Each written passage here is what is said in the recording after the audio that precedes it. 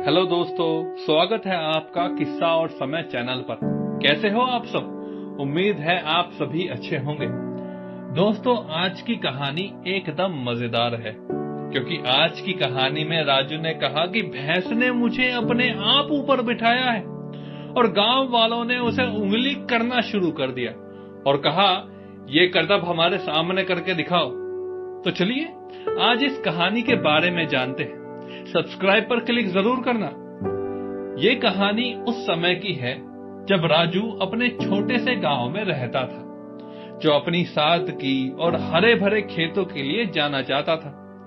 गांव वाले मेहनती थे, लेकिन उनकी एक खासियत थी। वो हर बात को जल्दी से आंकते थे और दूसरों की कमियां निकालने में माहिर थे। राजू को ये बात अच्छे से पता थी और वो अक्सर अपनी हंसी और बुद्धिमत्ता से गांव वालों को आईना दिखाने की कोशिश करता था। राजू की सबसे प्यारी साथी थी उसकी भैंस, जिसका नाम उसने रज्जो रखा था। रज्जो एक मजबूत और वफादार भैंस थी, जो राजू के हर काम में उसका साथ देती थी, चाहे खेत से अनाज लाना हो या बाजार तक का सफर। रज्जो हमेशा राजू के साथ होती। गांव वाले भी रज्जो को अच्छे से जानते थे और उसकी तारीफ करते थे। लेकिन उस दिन राजू ने रज्जो के साथ कुछ ऐसा किया जिसने पूरे गांव को हैरान कर दिया। एक भरी दोपहर राजू ने रज्जो को तैयार किया और उसके साथ गांव के मुख्य रास्ते की ओर चल पड़ा। लेकिन इस बार राजू का अंदाज कुछ अलग था। वो रज्जो के ऊपर बैठा था। उसका चेहरा रज्जो की ओर था। रज्जो को इससे कोई फर्क नहीं पड़ा। वो अपनी सामान्य चाल से चलती रही। लेकिन गांव वालों के लिए ये एक अनोखा नजारा था। रास्ते में राजू को देखकर लोग ठिठक गए। बच्चे हंसने लगे और बड़े बूढ़े एक दूसरे से कानाफूसी करने लगे। कुछ लोग तो राजू को देखकर इतने हैरान हुए कि अपना काम छोड़कर उसके पीछे पीछे चलने लगे। आखिरकार गांव के चौक पर पहुंचते ही राजू के चारों ओर एक भीड़ जमा हो गई। चौक पर गांव का सबसे बुजुर्ग व्यक्ति हीरा चाचा राजू के पास आया। उसने अपनी लाठी टेकते हुए पूछा, राजू, ये क्या तमाशा है? तुम भैंस पर क्यों बैठे हो? क्या तुम्हें समझ नहीं आता कि लोग तुम्हारा मजाक उड़ा रहे हैं?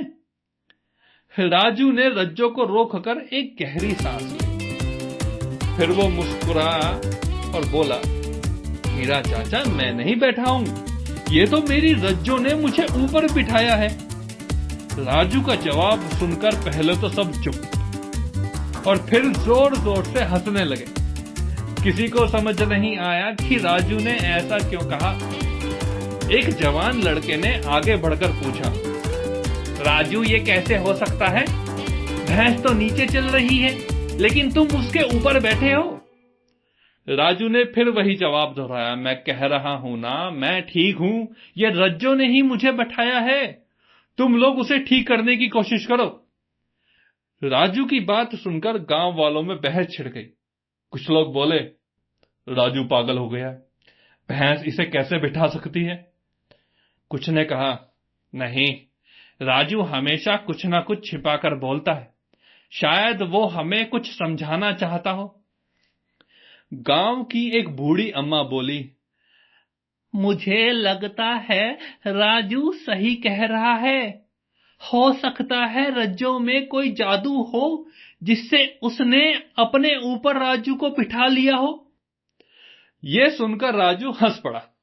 उसने कहा, अम्मा, तुम तो मेरी बात समझ गई, लेकिन बाकी लोग अभी भी नहीं समझे। राजू ने रज्जो से उतरकर उसे प्यार से थपथपाया और गांव वालों की ओर देखा। उसकी आंखों में एक शरारती चमक थी। उसने कहा, दोस्तों, मैं तुम्हें एक बात समझाना चाहता हूं। तुम सब मुझे देखकर हंस रहे थे कि मैं भैंस पर बैठा हूं, लेकिन क्या तुमने ये सोचा कि शायद मैंने जानबूझकर ऐसा किया हो? मैं ये देखना चाहता था कि तुम मेरी इस हरकत को कैसे लेते हो। लोग चुपचाप राजू की बात सुनने लगे। राजू ने आगे कहा, जब मैं बैठा था तो तुमने तुरंत मुझ पर सवाल उठाए। तुमने मुझे गलत ठहराया और मेरा मजाक उड़ाया। लेकिन क्या तुमने ये सोचा कि शायद मेरे ऐसा करने की कोई वजह हो? तुमने बिना सोचे समझे मुझ पर हंसना शुरू कर दिया।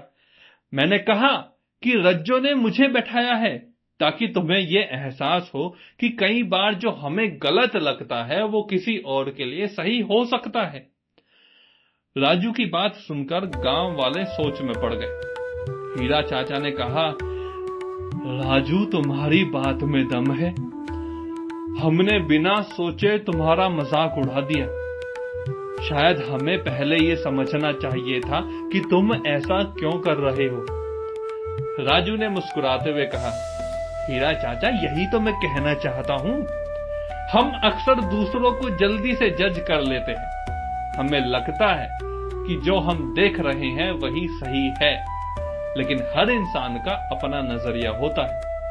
हमें दूसरों को समझने की कोशिश करनी चाहिए, ना कि तुरंत उनकी गलती निकालनी चाहिए। कहानी आपको कैसी लगी ये लाइक और कमेंट करके बताना, और ऐसी और कहानियों के लिए फॉलो जरूर करना।